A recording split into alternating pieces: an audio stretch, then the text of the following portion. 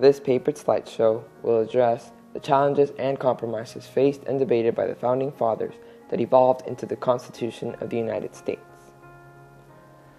The Virginia Plan and New Jersey Plan. These two plans were introduced at the beginning of the planning of the United States Constitution.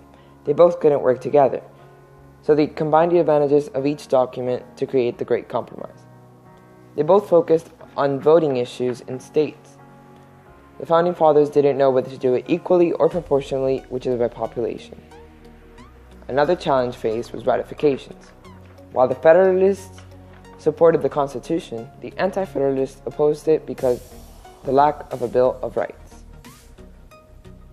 Then, there was a debate going around whether Congress could regulate trade or not.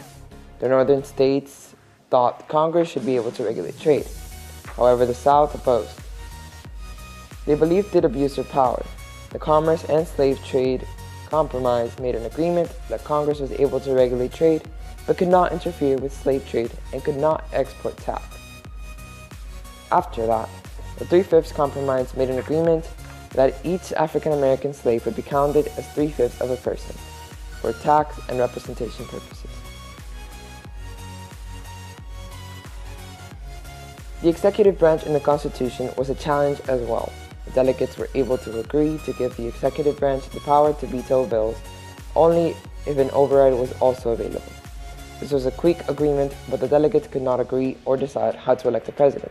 The delegates ended up deciding that electors in each state elected the president. In order to make sure no branch or part of government was too powerful, they created checks and balances and separation of powers. Separation of powers is when the government is divided among 3 branches. Those branches are legislative, executive, and judicial. Checks and balances ensures each branch isn't too powerful and is equal.